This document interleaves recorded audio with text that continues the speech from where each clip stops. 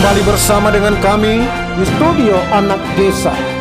Mari saksikan bersama khotbah yang disampaikan oleh Ketua Sinodal Bapak Eporus, Pastor Dr. Samangoal.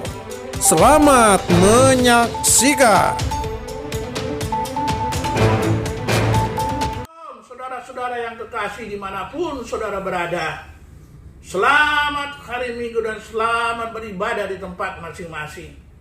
Dunia sekarang ini sedang diliputi kegelapan. Semua tatanan kehidupan berubah 180 derajat. Sehingga ketakutan, kecemasan, dan lain-lain sebagainya melanda setiap penduduk di muka bumi ini. Saya beberapa hari lalu sempat menonton televisi dari Jerman. Ternyata di Jerman sendiri sudah ada training bagaimana hidup baik dan berbahagia. Dan beberapa poin yang saya catat, di situ dikatakan bahwa untuk berbahagia yang pertama adalah mensyukuri semua yang baik, mensyukuri. Dan yang kedua, supaya fokus kepada hal-hal yang baik, bukan kepada hal-hal yang buruk. Masih banyak hal yang lain. Ternyata di mana-mana orang ingin berbahagia dan hidup tenang di tengah-tengah dunia yang sedang digoncang ini.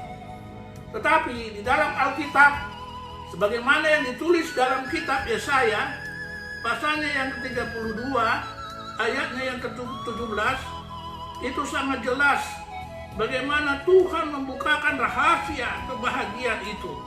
Demikian bunyinya.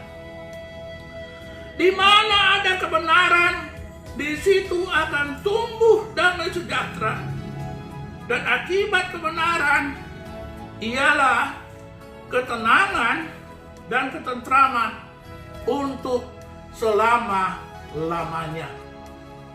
Saudara yang dikasihi Tuhan, ternyata untuk hidup damai, tentram, dan tenang, kita harus hidup dalam kebenaran. Di mana ada kebenaran, kita bukan hanya mencari kebenaran, tapi kita harus hidup di dalam kebenaran itu. Kita menghadirkan kebenaran itu. Baru damai sejahtera akan menjadi bagian kita.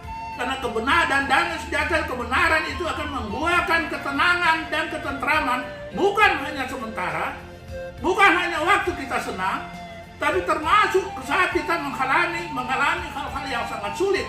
Karena dikatakan bahwa ketenangan dan ketentraman itu sampai selama-lamanya.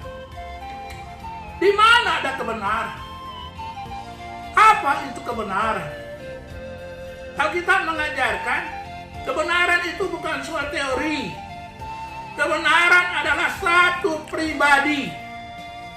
Yesus berkata di dalam Yohanes 14 ayat 6, "Akulah jalan, kebenaran, dan kehidupan." Jadi Yesus adalah kebenaran itu. Dengan kata lain, di mana ada Yesus, di mana ada Yesus, di sana ada damai sejahtera. Dan mereka yang menerima Yesus dan tinggal di dalam Yesus, dia tinggal dalam kebenaran, dia akan diberikan damai sejahtera yang luar biasa. Seperti yang dijanjikan Yesus. Karena damai sejahtera yang dia dapat adalah damai sejahtera daripada Yesus sendiri. Sesuai dengan Yohanes pasalnya yang ke-14, ayatnya yang ke-27, dikatakan demikian, "Damai sejahtera kutinggalkan bagimu, damai sejahteraku sendiri." Jadi damai sejahtera dari Yesus ditinggalkannya kepada kita. Dan kita tahu bahwa Yesus damai sejahtera itu luar biasa. Saat mereka bersama-sama muridnya menghadapi badai dan topan di Danau Galilea, Yesus tidur di buritan. Kenapa? Dia punya damai sejahtera. Di tengah-tengah gelombang, di tengah-tengah badai di kehidupan, dia punya damai sejahtera. Dan damai sejahtera itulah yang diberikan Yesus kepada kita. Oleh sebab itu, dalam situasi seperti ini, tidak cukup kita mencari Tuhan. Tidak cukup kita berdoa. Tidak cukup. Tapi kita harus menerima kebenaran itu. Kita harus menerima Yesus di dalam kehidupan kita. Dan kita harus hidup di dalam kebenaran itu. Baru kita bisa merasakan damai sejahtera. Dan kebenaran itu akan membebaskan kita. Sesuai dengan Yohanes pasal 8 ayat 32 dan 36. Kita baru sungguh-sungguh bebas dari ketakutan. Kita sungguh-sungguh baru bebas dari kecemasan. Kalau anak itu, kebenaran itu membebaskan kita. Dan kalau kita hidup di dalam kebenaran, dan damai sejahtera yang ada di dalam hidup kita, itu akan membuahkan ketentraman dan ketenangan dalam hidup kita hari-hari. Bukan hanya waktu susah ini, tetapi sampai selama-lamanya. Karena Yesus berjanji, Dia tidak akan meninggalkan kita. Dia menyertai kita.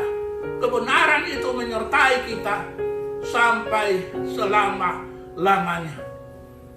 Biarlah kita bukan hanya berdoa, biarlah kita bukan hanya meminta, tapi marilah kita hidup dalam kebenaran.